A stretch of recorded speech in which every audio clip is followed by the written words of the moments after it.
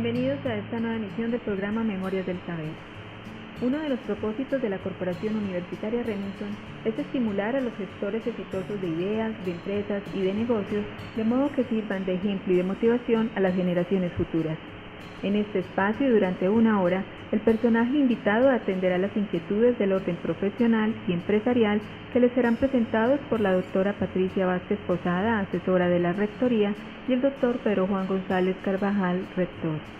En este diálogo se espera que el invitado narre la manera como ha sabido sacar adelante sus proyectos, las dificultades y los aciertos que lo han acompañado y el mensaje que le entrega desde su experiencia a quienes hoy están emprendiendo el camino de la creación de riqueza. Nuestra invitada el día de hoy es la doctora María Elena Obando Agudelo. La doctora Obando es administradora de negocios de la Universidad EAFIT. En 1982 inició su carrera profesional con la práctica en Coordinadora Mercantil S.A. Un año después asumió la gerencia. En 1991 fue nombrada vicepresidenta y actualmente ocupa la presidencia desde 1998. Apoya diferentes fundaciones, entre ellas la Fundación Apoye, que procura ser un puente entre los jóvenes más vulnerables de la sociedad y el sector productivo, la cual lo lleva a cabo mediante alianzas públicas-privadas con el acompañamiento permanente de la Arquidiócesis de Medellín y de empresarios antioqueños. Bienvenidos. Muy buenos días a todos ustedes, a la radio del país que iniciamos la carrera de doctorado de y arrancamos con un resultado que tiene una trayectoria empresarial ya absolutamente edificante y es para la que queremos participar.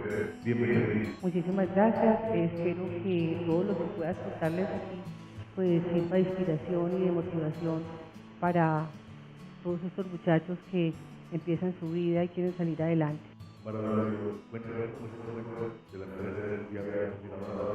Bueno, la empresa Coordinadora Mercantil es una empresa de paqueteo, transporte de paqueteo especializado. ¿Qué quiere decir eso? Múltiples clientes para múltiples destinatarios. Mi padre, que era un exitoso vendedor de productos médicos, viajaba por todo el país y se daba cuenta que cuando llegaba a las farmacias, él era muy proactivo, iba más allá siempre, entonces él iba, organizaba el estante de los farmacéuticos, se daba cuenta de que había muchas cosas que no se habían vendido porque no habían llegado oportunamente. Entonces él empezó a hacer su carrera, digamos que dándole el pesito a la flota para que llevara los medicamentos oportunamente a los pueblos, y en esa forma se ganó un campeonato mundial de ventas de la compañía Squid. Cuando él vio esto, pues él se retiró y dijo, no, yo tengo que hacer empresa. Él primero pensó en una respedidora, respedir es mandar a través de otro, y luego se convirtió en coordinadora mercantil. En ese momento lo que él le decía a la gente era, mira, había solamente transporte masivo, o sea, Coordinadora es la pionera en el transporte de paqueteo, puerta a puerta. ¿Por qué? Porque antes había que llenar un carro completo, consolidarlo, iba de un remitente para un destinatario. Ahora no tenían que esperar, entonces digamos que se demoraban hasta 22 días. Él empezó a hacer una estadística y eran más o menos 22 días, y cuando venía por avión, el vuelo era muy corto, pero ya la distribución era muy lenta. Empezó casualmente la primera distribución aquí cerca en el Parque Berrío, había muchos carros de bestias y todo esto, y empezaban a hacer esos repartos, o sea, lo que nos diferencia a nosotros que es la consolidación y desconsolidación de carga. Entonces así empezó Coordinadora, basándose en decirle a los amigos, mire, yo a cada uno de ustedes le voy a prestar $1.000.000, y le decían, Aníbal, pero esto no tenés esa plata, y le decían, pero te la vas a ganar. ¿Por qué? Porque cuando rotes tus inventarios, ese capital te va a servir para volver a reinvertir y vas a multiplicar tus ventas. Y realmente así surge Coordinadora para apoyar el comercio y la industria. 46 años. Es el 10 de febrero de 1967. ¿Qué edad tenía tu papá en ese momento? Mi papá tendría más o menos unos 48 años. Sí. No, 48 no, 38 años. Él siempre decía algo que es un consejo que le da a todos sus ejecutivos. Uno no debe empezar una empresa muy joven. Uno empezó una empresa más o menos a los 35 años. ¿Por qué? Porque ya tenía una experiencia laboral, ya se ha formado en ese punto. ahí es lo suficientemente joven para empezar, pero si pasa más tiempo ya sería muy viejo para empezar a ser empresario. Entonces él siempre piensa que esa formación, tanto la formación académica como la formación empresarial, es muy importante para hacer empresa. Ahora todo el mundo empieza a poner un negocio y bienvenido, pero falta experiencia y falta como estructura corporativa. Entonces ese es un consejo que a mí me parece muy bueno. Posiblemente por falta de coordinar bien los recursos, muchas ideas creativas, pero que no se saben llevar a cabo o que se sueña más, pero no se tiene toda la experiencia para consolidarla. No, dale. Por muchas veces como expresan agresivo, por el tema de la Sí, muy compleja pero muy apasionante. O sea, Coordinador es una empresa que no duerme, son 24 horas. A lo largo de estos 32 años pues, de ejercicio en Coordinadora, básicamente 46 de conocerla porque es mi hermana pequeña, pero realmente se pasa por muchas etapas. Cada gobierno es una experiencia, es un enfoque diferente, cada momento es especial y diferente. Digamos que empezamos abriendo caminos, porque aquí no había caminos en Colombia, las carreteras eran muy malas y no había tractomulas. Coordinadora fue una de las primeras empresas, digamos que solamente estaban las mulas cerveceras, pero no había los trailers, los que ven ustedes ahorita, y entonces los construimos aquí mismo. En ese momento nos contaban los ingenieros de esa época o las personas que manejaban el mantenimiento que había que llevar pala, cadenas y digamos que acabar de construir la vía para poder llegar. Cuando ya las carreteras estuvieron mejores, pues entonces ya el problema era la seguridad, en la cual nos tuvimos que volver muy fuertes durante 20 años. Nuestros vehículos hoy por hoy tienen sistemas de georreferenciación, de posicionamiento, pero no bastaba con eso, había que ponerle puertas blindadas, hay que conocer muy bien la geografía, hay que tener un departamento de seguridad muy fuerte. Eso ha mejorado, pero fue una época muy difícil, muy complicada, pero tuvo también su conocimiento y su fortaleza, porque pues a partir de esa fortaleza en seguridad muchas personas nos prefieren. ¿Cómo fue ese tratar de tu papá? Porque tú, cuéntenos. ¿Por qué? Voy a empezar un poco desde mi padre, porque es un ejemplo para los muchachos. Mi padre era un muchacho de pueblo, de Támesis, hijo de 2 educadores. No era un muchacho rico, no, pues era más bien muy pobre. Mi abuelo era era profesor de niños y mi abuela era también profesora en primaria y hacía la sopa escolar. Ahí empezó su primer trabajo, a los 4 años cargando mercado de la plaza para llevarlos a la escuela. Ahí se ganó sus primeros pesitos. Luego él siempre estaba trabajando. Yo no recuerdo a mi padre tenía un gran don de prosperidad. Yo digo que si uno tiene ese don de prosperidad siempre va a llegar, obviamente unido a la capacidad de trabajo y hacer las cosas bien, no al dinero fácil, sino a esto. Entonces, él luego tuvo una fábrica de Sinola, pero él era muy pequeño, tenía unos 12 o 13 años, se le administraba un cuñado y obviamente pues no le funcionó. Se vino a Medellín a educarse y se educó haciendo sombreros de paja con su abuela y luego él estudió en el liceo de la Universidad de Antioquia y allí consiguió su digamos como su negocio básico, que era el restaurante de la Universidad de Antioquia. Él estudió Derecho y realmente ahí fue pues cuando se enamoró. Él dijo, bueno, no, pero yo tengo que ir mucho más rápido porque la profesión de Derecho pues puede ser buena, pero a mí me gusta el comercio, me gustan las ventas y me quiero casar. Y entonces ahí fue cuando se metió a trabajar con varios laboratorios de médicos y entonces siempre que leo sus cartas, porque mi mamá era muy romántica y siempre mantenía todas las cosas, cada vez que se iba de un empleo porque iba a progresar para otro tenía unas cartas muy bonitas, le encontré muchos trabajos de planeación. O sea, un buen vendedor siempre tiene que planear muy bien las ventas, tiene que tener un norte, un objetivo muy claro, y ese era él, era una persona admirable. Pues digamos que yo hubiera querido ser psicóloga, de hecho soy psicóloga de vocación, y soy, digamos que administradora por devoción, por la devoción que le tengo a mi padre, porque esta era una empresa difícil. Nosotros empezamos a hacer esta empresa y en algún momento pues el tema de seguridad se volvió complicado y nos fuimos a Estados Unidos. Entonces la empresa quedó como con mucho nepotismo, creció como digamos que desordenadamente porque se llevaba a todas partes del país y mi padre quiso recortarla y digamos que ahí hubo como un tema y un tema de quiebra. Y cuando yo vi eso y vi pues un montón de personas, de empleados que se fueron con el gerente, entonces yo sentí que tenía que apoyarla. ¿Tú eres la mayor? Yo soy la mayor. ¿Cuántos sí. hijos son? Somos seis, 3 mujeres, 3 hombres. Muy bien. Y ahí fue cuando nació la idea de estudiar administración y realmente no me arrepiento porque la administración es muy polifacética, digamos que es muy integral, sí, necesitamos saber un poquito de cada cosa y entonces eso es bueno y finalmente pues la parte de psicología nunca la he olvidado, me encanta. Yo siempre le digo a la señora de gestión humana que yo le quiero quitar el puesto, ya me dice cambiemos.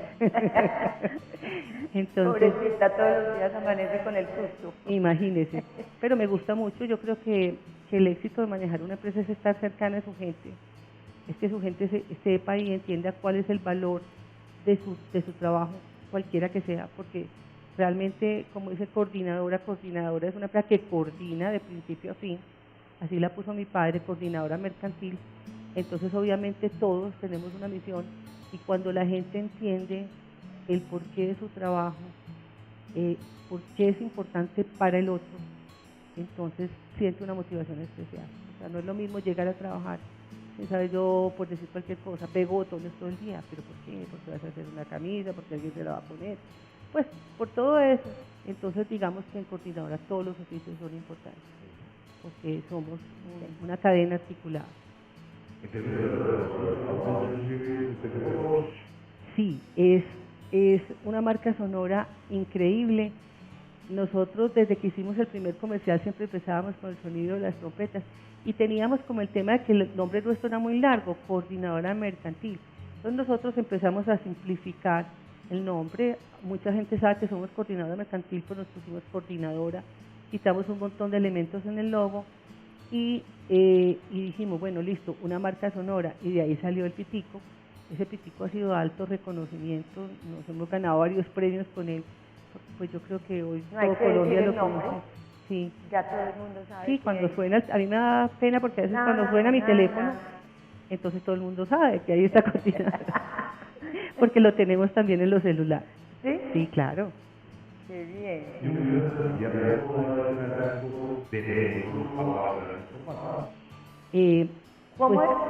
Antes de esa pregunta, ¿cómo fuiste elegida tú la gerente dentro del protocolo de familia?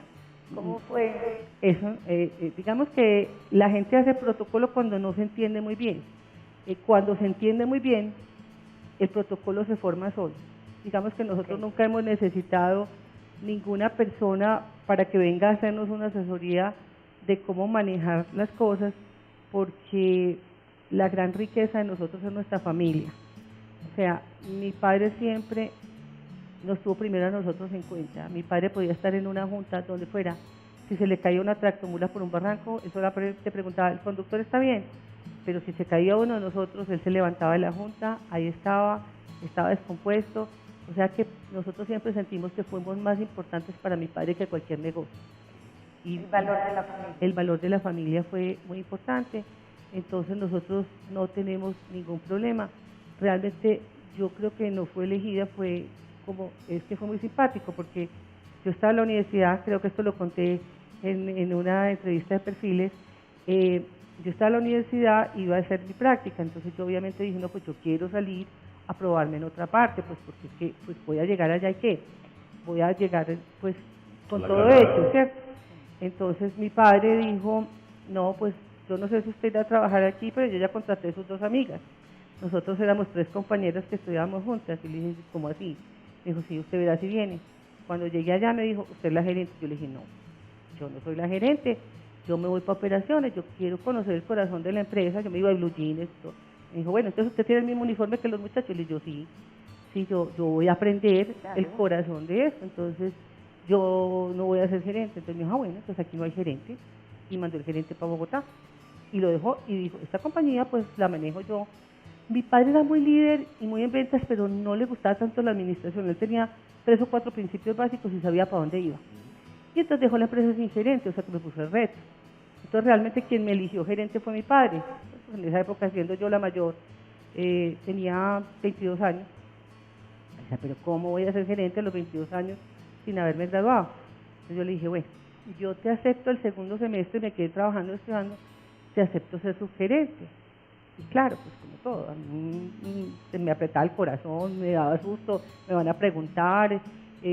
Obviamente tenía resistencias claras porque era mujer, porque era chiquita, porque todo el mundo decía pues es hija de papi, bueno, por todas estas cosas, y realmente me tocó vencer muchos obstáculos y muchas resistencias para ganarme mi punto. Y con la familia pues no he tenido problemas, siempre he tenido ese reconocimiento. Nosotros tenemos dentro del grupo familiar otras empresas. Otro de mis hermanos es presidente de una empresa inmobiliaria, nos la llevamos muy bien, digamos él y yo somos como las cabezas más fuertes, y otro hermano que trabaja en televisión, pero digamos que nos hacemos un buen complemento porque somos como blanco y negro, entonces eso hace un gris bonito, hace una buena tonalidad, porque él es muy vendedor, muy negociante, y yo soy muy administradora y muy de gestión humana. Entonces hicimos un match ahí muy bueno. Yo le soporto su parte administrativa en su otra empresa, y él me ayuda mucho en la parte comercial, y digamos que ya pues hemos desarrollado todas esas competencias a lo largo de la vida, pero nos hemos entendido siempre muy bien. O sea,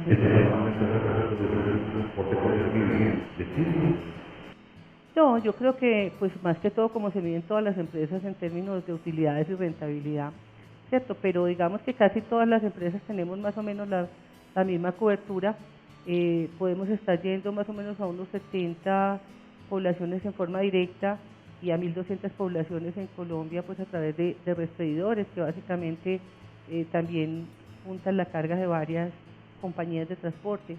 Y también vamos a más de 1.000 destinos a nivel internacional, pues a través de alianzas con empresas como UPS o como DHL.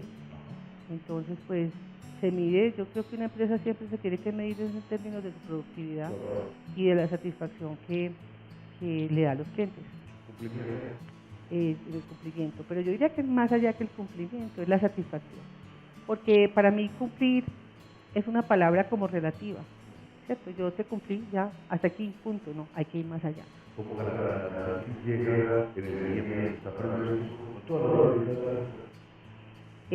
pues, no sé, es algo que ya aprendimos a hacer, tenemos unos itinerarios, nuestras personas tienen incentivos por movimientos de unidades, por llegar a tiempo, hay un gran compromiso de todas las personas para hacer las cosas, y cuando realmente nos tenemos que apretar en el tiempo, pues la gente da lo mejor de sí misma y lo logramos hacer. Yo tengo un ejemplo muy bonito de lo que es una misión de servicio, y es el tema que es real, parece pues como una, digamos que como una publicidad, pero no, había una señora que se iba a casar en Neiva y había un derrumbe, y esta señora se tenía que casar y ahí iba su vestido de fiesta. Entonces nosotros ¿qué hicimos? Pues fuimos hasta el derrumbe, abrimos el carro, sacamos su vestido, lo pasamos al otro lado había otro. ¿Por qué? Porque esos son momentos de verdad importantes. Entonces, pues obviamente son cosas que a veces uno sabe que el cliente necesita, que son urgentes, entonces se toman, digamos, un plan B y se hace algo por hacer las cosas. Sí, digamos que uno tiene que ser muy proactivo, pero a veces también tiene que ser muy reactivo. En estas empresas hay que ser muy reactivo porque pasan miles de cosas, las variables externas son montones.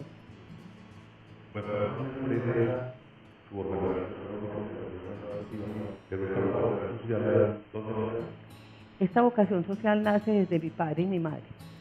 Realmente fueron dos personas muy generosas, muy amorosas. Mi padre, digamos que era un hombre con una combinación muy rara. Era un hombre muy audaz, con mucha bondad. Entonces uno cómo se imagina una persona audaz y bondadosa. Simplemente que cuando él ganaba, también la gente tenía que ganar. Y esto tiene mucho que ver como con el principio de la parábola de los talentos. O sea, si tú tienes uno, devuelves uno, si tienes 10, tienes que devolver 10. Y cuando la vida te da tanto, tú tienes que devolver. Entonces, obviamente, digamos, la misión de nosotros es para progresar y para ayudar a progresar a nuestros clientes, a nuestros empleados y a la comunidad. Entonces, ahí surge el tema de la comunidad. Cuando la empresa surgió muy rápidamente y empezó con mucha prosperidad porque era la única. Bueno, al año le pusieron una competencia, el otro año otra, muchas de la familia, pero con eso entonces él empezó primero su casa y después iba a comprar una finca en Támesis y dijo, no voy a comprar una finca, voy a hacer un asilo para los viejitos, porque los viejitos tienen muy poquito quien les ayude, a los niños los mira todo el mundo, los contempla, pero realmente a los viejitos, exactamente, entonces eso fue, digamos, que el inicio como de toda esa parte.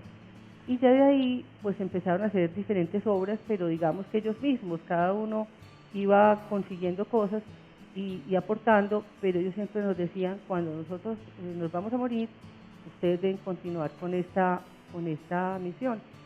Y ellos se murieron el mismo año, con 3 meses de diferencia. El papá y la mamá. Sí, y entonces nosotros, mi padre se murió pensando en hacer otro asilo. Ahí nos dimos cuenta que se iba a morir porque compró la tierra y se embolató y no supo qué hacer. Nosotros le dijimos, nosotros te vamos a construir ese asilo. Y lo construimos y lo inauguramos exactamente un año después. Él se murió desde el asilo del Sagrado Corazón en Copacabana, que es muy lindo. Y entonces, a partir de eso también, pues cuando hicimos, digamos, la primera junta, porque pues, hasta el momento no había ninguna junta, éramos mi padre y yo. Entonces, pues ya dijimos, bueno, entonces vamos a formalizar, vamos a hacer la fundación. En la fundación vamos a definir que vamos a ayudar a todas las instancias de la vida humana, vamos a mirar qué obras vamos a hacer. Entonces teníamos una que ya estaba ahí, que era la de cariño al niño, en la cual hay, digamos, una ayuda por cada miembro de la familia, un niño por cada miembro de la familia. Si nace un niño más, pues hay que darle a otro niño más estudio, educación. Teníamos el asilo, teníamos también un programa de becas para los muchachos, para los universitarios, porque pues sacar un muchacho adelante es sacar adelante una familia. También hicimos algo para los enfermos de SIDA, porque son personas que están muy desprotegidas, muy rechazadas por la sociedad, y entonces también ayudamos en esa parte. Y digamos que queríamos hacer algo que fuera ejemplo de ciudad para que se pudiera replicar, y ahí fue cuando escogimos la Fundación Apoye. La Fundación Apoye para mí es, dentro de todas las fundaciones en las que apoyamos, la que más quiero, la que más me gusta, porque tiene que ver con la formación de valores y con los proyectos de vida de los muchachos. Eso empezó con Monseñor Darío Monsalve, un programa que había en Medellín de Pare no matarás.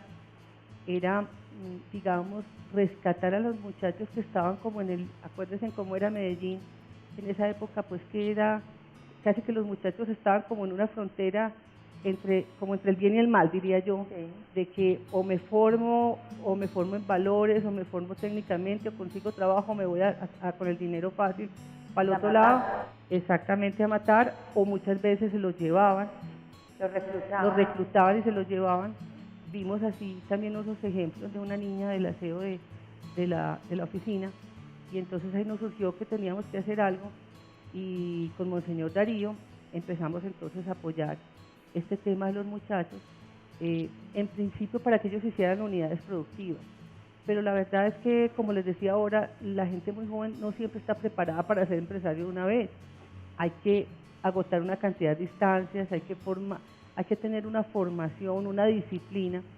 Entonces redefinimos con Monseñor, ya Monseñor Darío no estaba, con Monseñor Alberto redefinimos y pusimos la Fundación Apoye, que es una fundación apoyada por la arquidiócesis, porque digamos que los sacerdotes tienen todo ese poder de congregar a las personas, esa credibilidad en los barrios, las monjitas, reúnen. sí, la docencia, la capacidad de educar. Con ese momento era con las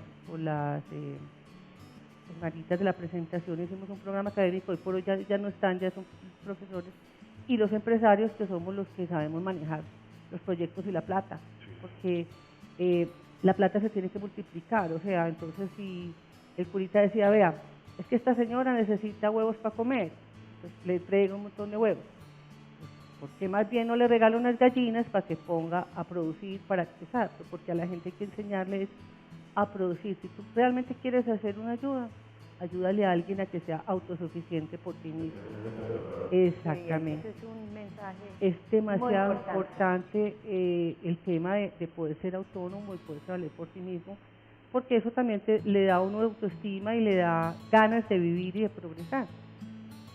Entonces hicimos una fundación que es laica, pero con el apoyo de la arquidiócesis, y que trabajamos en esto, hacemos formación en valores y en proyectos de vida. O sea, sabemos que todas las personas tienen diferentes puntos de partida, que hay personas que hemos tenido la gran oportunidad de estar en hogares muy funcionales, pero hay otros que no lo están, pero uno veía eso, yo veía eso en mis muchachos, todos tienen un punto de partida, entonces uno como que se vuelve un poquito como el consejero o hasta el papá o la mamá del muchacho que está trabajando con uno. Y entonces dijimos, es muy importante que aprendan valores. ¿Por qué? Porque la formación técnica la dan muchas instituciones, nosotros no queremos replicar lo que ya bien están haciendo otros. Vamos a formar en valores y vamos a darle a la gente un sentido de vida, porque cuando la gente no tiene valores no tiene sentido de vida. Y si no tiene sentido de vida no va para ningún lado.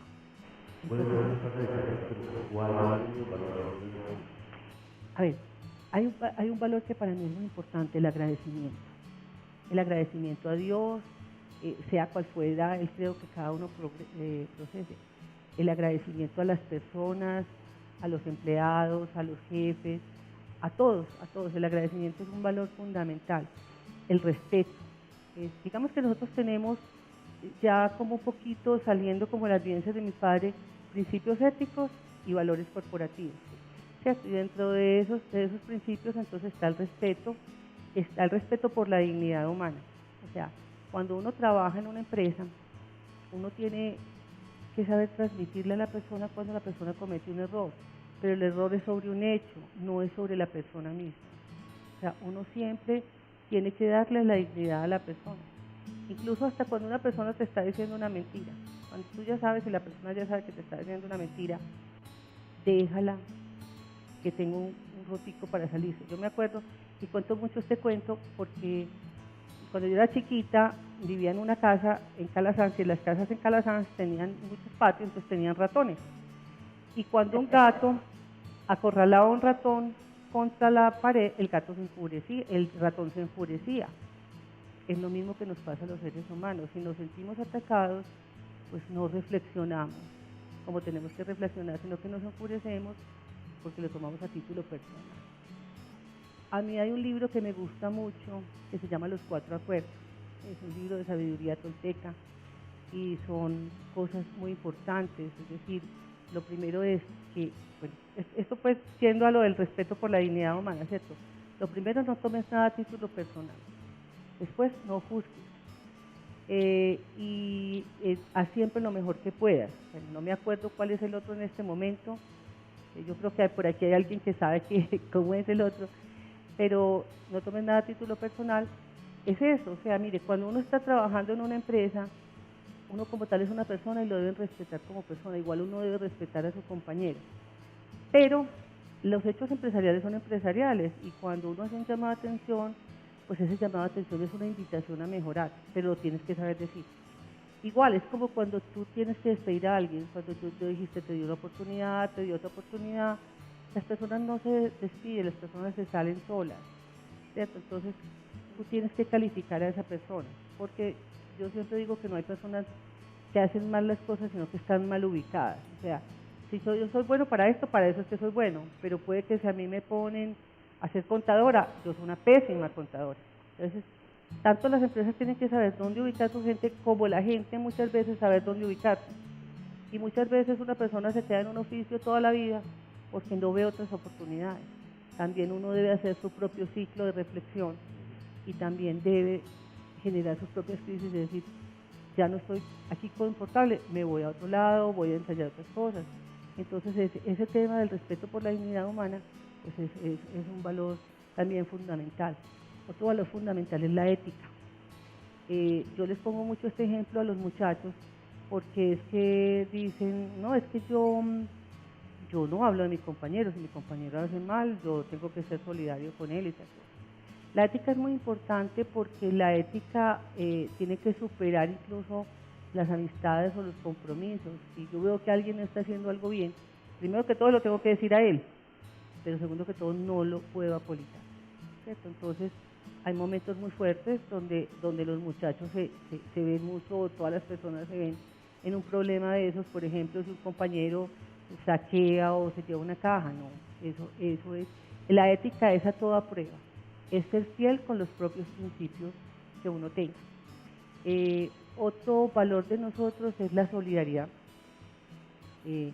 Siempre hay que ser solidario, incluso eso se ve mucho en Coordinadora. Yo creo que es un tema cultural ya. La empresa tiene una campaña que se llama Campaña Voluntaria de Ayuda Mutua, en la cual tenemos los restaurantes, tenemos la campaña anual de electrodomésticos, los útiles escolares, los bonos de compra para no comprar en las tiendas que es al día, porque al día sale muy caro. Entonces eso se ve, pero también uno ve que cada uno en la medida de sus posibilidades, cuando hay de pronto un muchacho que está incapacitado, que está pasando por una situación difícil, la gente también recoge dinero y también lo apoya. Y no solamente es dinero lo que hay que dar, a veces hay que dar compañía, apoyo, a veces hay que dar consejo, acompañamiento, porque pues simplemente pues dar lo que nos sobra es muy fácil, pero dar tiempo, dar cariño, es otro cuento. Y decir, cada uno tiene mucho que dar. Yo no conozco a nadie que sea pobre en cariño, o sea, que no pueda dar. Es que yo no tengo nada, por eso no doy nada. Todos los seres humanos tenemos muchas cosas que dar. ¿Ah? Claro que sí, definitivamente. Ustedes, una empresa que tiene exactamente. ¿qué pues digamos que en varias partes, pero más que todo pues en Antioquia, porque estamos aquí, donde nos es más fácil, pero también apoyamos por ejemplo en Cartagena todo el tema del SIDA, ¿cierto? Que es un tema pues muy desconsolador, donde la gente juzga mucho, donde la gente tiene otra visión de la vida y sobre todo a los niños que nacen con SIDA. Ese es un tema muy, muy complicado. Las drogas para esas personas valen muchísimo dinero y a veces hasta se la roban, ¿cierto? Entonces hay como muchas cosas políticas ahí. Entonces les ayudamos mucho a esas personas porque son personas que tienen que estar incluidas en la sociedad. Una persona con SIDA, pues una persona que puede estar laboralmente bien, que puede trabajar. Entonces también pues nos apoyamos sobre todo a los niños. No todos los países tienen la posibilidad de formar parte de carreras a la ley, porque están suscritos a las cosas que están todos los días. Sí, claro. Pues el país en este momento está desacelerado. Estamos asistiendo a un cambio de economía muy fuerte. Está creciendo mucho los puertos, las importaciones, pero yo veo con gran tristeza que la industria está frenando. El tema de la revaluación del dólar es muy pesado para los industriales. Creo que tienen que reaccionar muy rápidamente. El gobierno ha hecho una serie de medidas, pero parece que esas medidas no bastan. Entonces yo creo que todos tenemos que hacer un esfuerzo, porque es que realmente las empresas, las industrias manufactureras son las que dan más empleo al país. Entonces a mí me parece que se está polarizando mucho el tema, que están entrando muchos productos, pero se está quedando la industria. Sobre todo los confeccionistas están muy aporreados, con muchas amenazas de las grandes superficies. O sea, el país está asistiendo a un cambio. Obviamente viene con el TLC, algunos dicen que es muy bueno, yo particularmente prefiero las industrias porque me parece que Colombia tiene unas cualidades muy importantes, mucha pujanza, y yo veo hoy a los mismos empresarios que ayer producían importando cosas de China para sobrevivir. Colombia es un país con grandes posibilidades. Para el transporte esa polarización es compleja porque es costosa. Nosotros dependemos mucho de los lucros cesantes, o sea que tenemos muchísima más carga que sacar de Bogotá y de puertos que de otras partes. Entonces tenemos que hacer un buen equilibrio y una buena compensación para poder pues, sobrevivir y tener rentabilidad. Ustedes pensaron, por ejemplo, la dinámica de las zonas rurales. Claro. ¿Cuál es la desde el ejemplo así, como que se puede? Pues, a ver, yo creo que Santander, Bucaramanga viene creciendo en confecciones. Lo que pasa es que lo que más está creciendo definitivamente es la minería. La minería está creciendo muchísimo. Bogotá todos los días crece más. Todo se está concentrando mucho en Bogotá. Las grandes importaciones es demasiada. La dinámica de Bogotá es una cosa loca. Absorbente y digamos que para el transporte no es tan bueno, porque entonces yo salgo con mucho de Bogotá, pero ¿con qué nos devolvemos? Antioquia tiene mucha dinámica, pero está quedando por el problema pues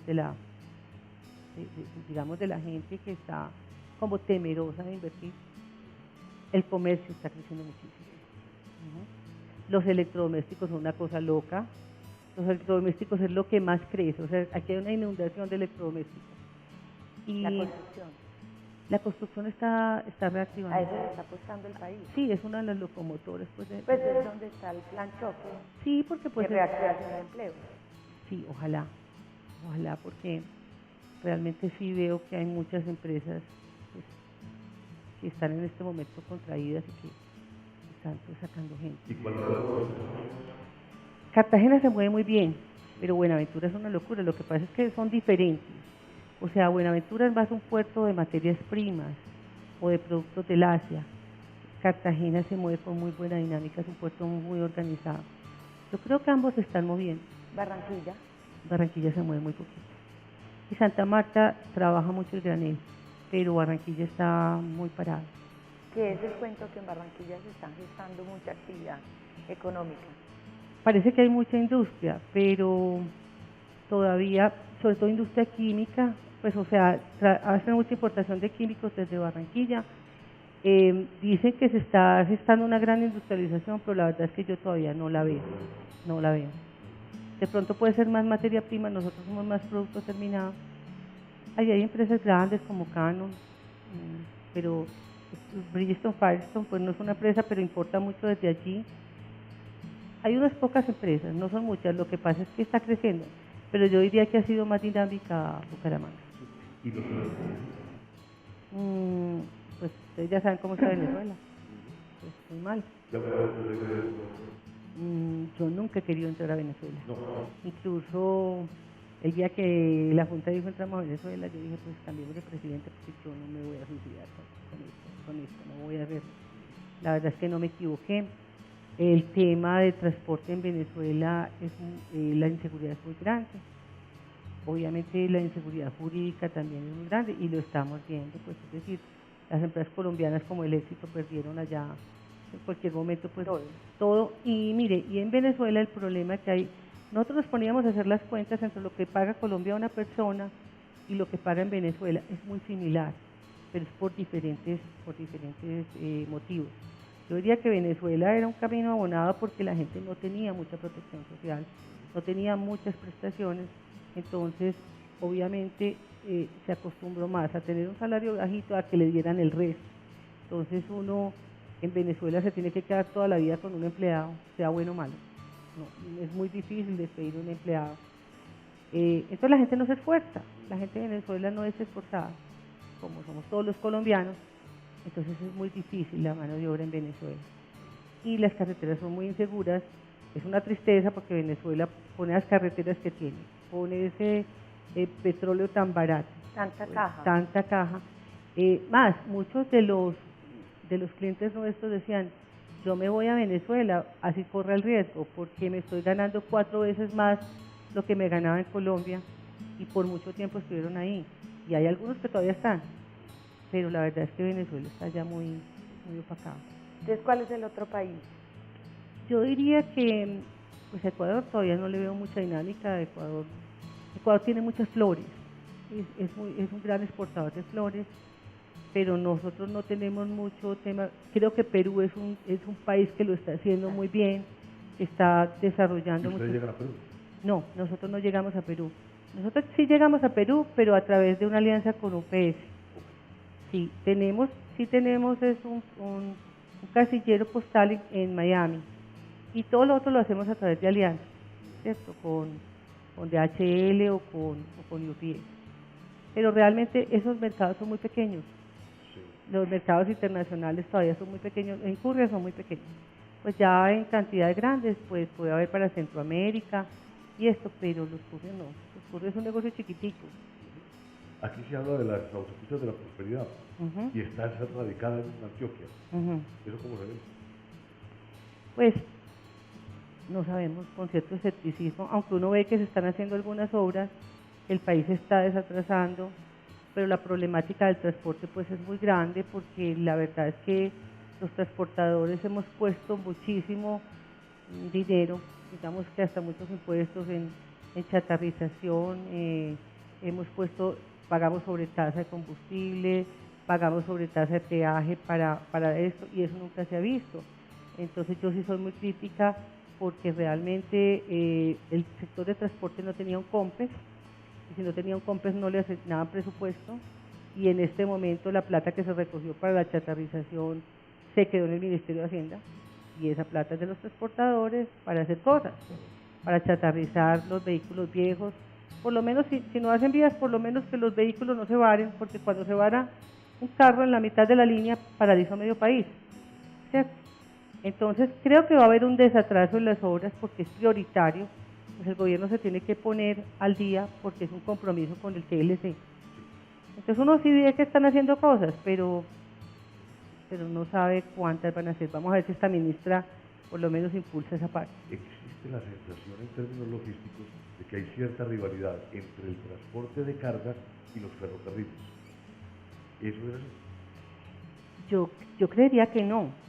Mi padre incluso decía, lo que pasa es que los ferrocarriles no han funcionado aquí, porque incluso hay unos proyectos de los ferrocarriles y nos han llamado a participar. A mí me parecería excelente que los ferrocarriles se den, porque, claro, porque es que mira, tú puedes montar 4 contenedores y nos vamos para la costa, no es barato, ¿cierto? Realmente rápido. El tema de nosotros está más en la distribución local, en la consolidación y desconsolidación.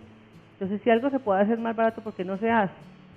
El tema es que hay muchos tramos perdidos, se requiere una gran cantidad de dinero para ponerlos a punto, se requiere que haya seguridad, ¿cierto? Hay muchos empresarios que han impulsado, por ejemplo, el transporte por el río Magdalena. Me parece que es una excelente opción para muchos productos que no aguantan pues un flete alto. Un ejemplo de esos productos familia. Productos familia desarrolló su propia logística, pues porque mover servilletas, papel higiénico, todo esto pues es muy... A través del río Magdalena. Es a través del río Magdalena. Eso se ha visto mucho, han hecho unos regados importantes, y es un proyecto que yo creo que tiene que funcionar. Yo pienso que simplemente es cuestión de complementarse, o sea, uno no tiene que hacer las cosas siempre igual, todo lo contrario. Es decir, en todas partes del mundo los trenes son muy importantes. Entonces yo no veo por qué aquí no sean y no riñen con nosotros. Habrá mucha gente que diga, sí, nos van a quitar el trabajo, ¿no?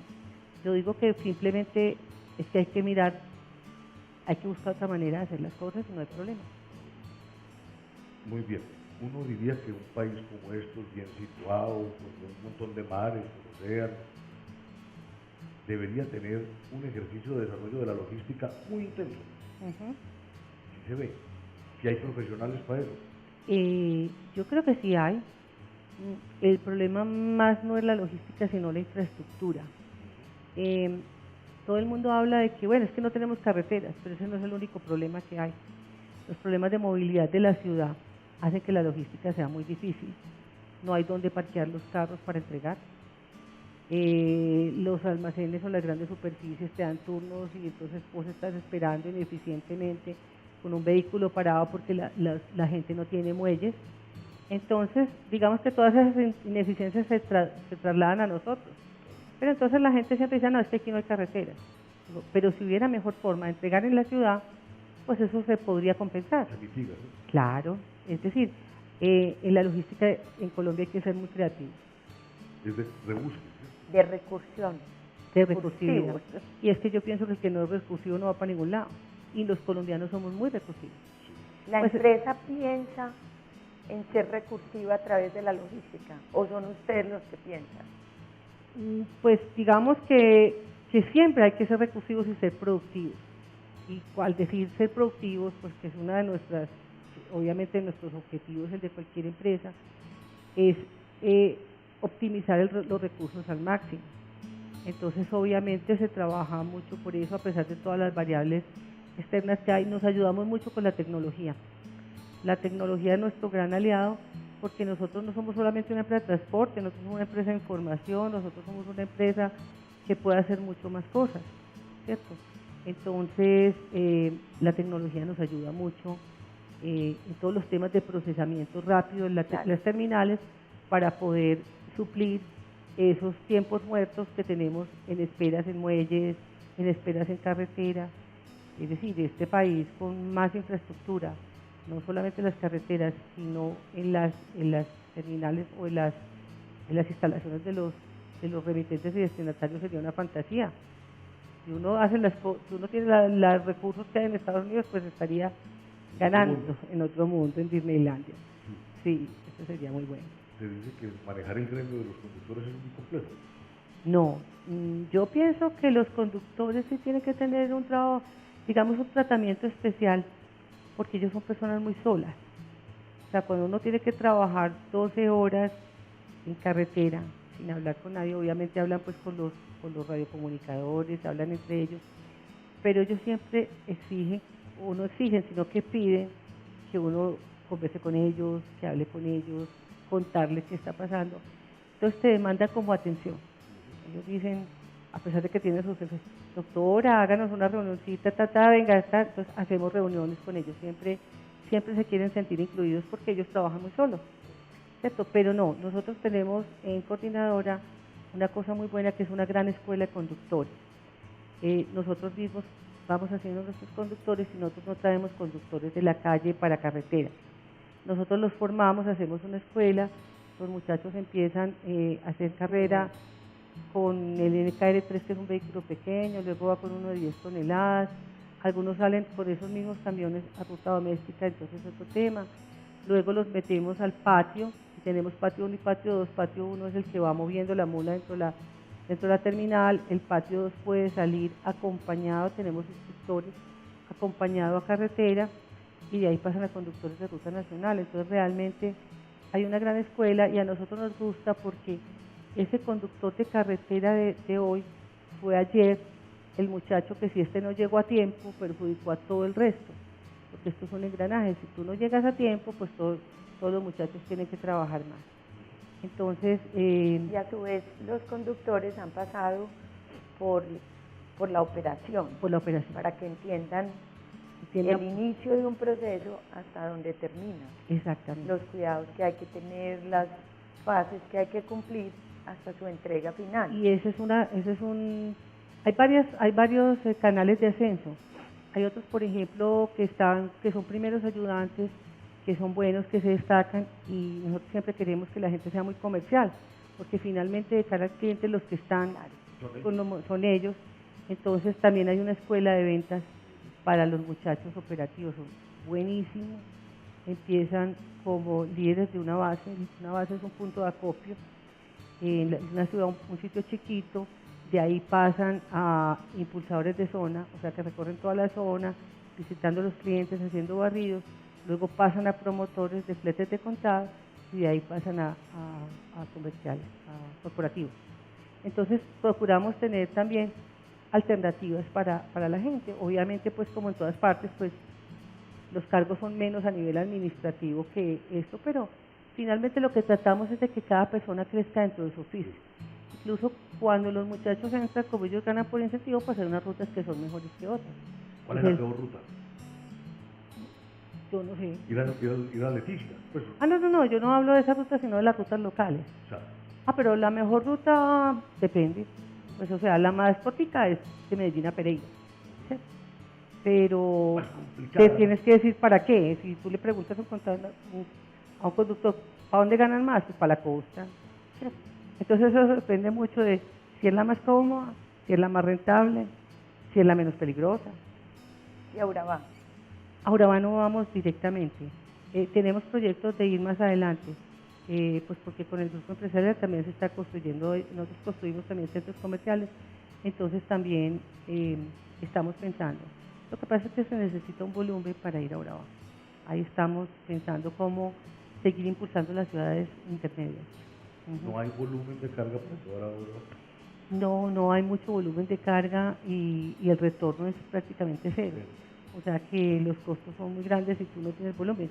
Por eso es que existen los expedidores, consolidan lo de todas las compañías, entonces Entonces el crecimiento que se está dando en Urabá es interno de la zona. O sea, hay mucha población y habría que pensar más en no llevar y traer, sino actuar en la misma zona. Lo que pasa es que se puede compensar, digamos, uno puede ir, tiene que bajar un poco más los fletes, la carretera ha sido peligrosa, ¿cierto? La conocen la zona, pero definitivamente Urabá es un polo de desarrollo. Hay ciudades que están creciendo mucho, por ejemplo en Yopal, uno no se imagina lo que está creciendo en Yopal. Es una ciudad muy próspera, está creciendo mucho en Barrancabermeja, Caucasia, Florencia, pero ya Florencia es bien complejo, ahí hay un problema de seguridad grande. Entonces hay personas que saben operar la zona mejor.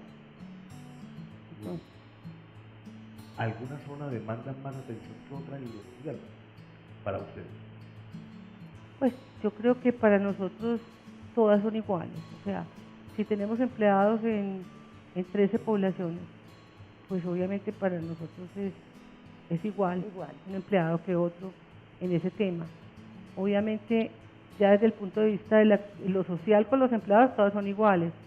En lo social, pues estamos más aquí porque la empresa es paisa y porque desarrollamos desde acá. Sin embargo, hicimos un proyecto muy bonito en Urabá a través de perdón y reconciliación. Digamos que la empresa hizo un tema de ayuda para la emergencia invernal y cuando fuimos a asignar ese dinero, pues nos encontramos con que Colombia Humanitaria tenía una gran cantidad de dinero y entonces nosotros desde el tema de apoyo dijimos, bueno, nosotros ¿qué vamos a hacer?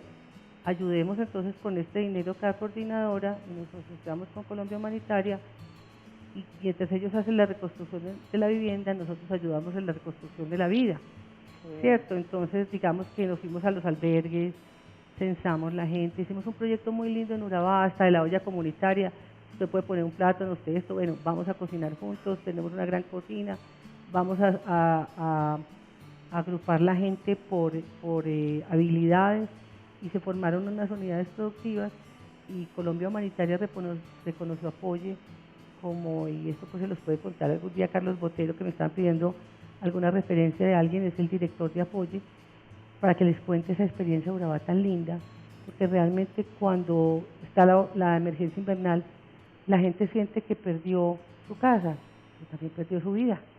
Claro. ¿Cómo la reconstruye? Y la familia. Y la familia. Y no tengo ninguna esperanza, entonces también hay que reconstruir la esperanza, los valores, la cooperación, es que tienen que arrancar de cero. ¿Cuántas familias fueron? Pues la verdad yo no te sé decir cuántas son, pues fueron muchas, pero no sé cuántos fueron, no lo tengo aquí en mi cabeza en este momento.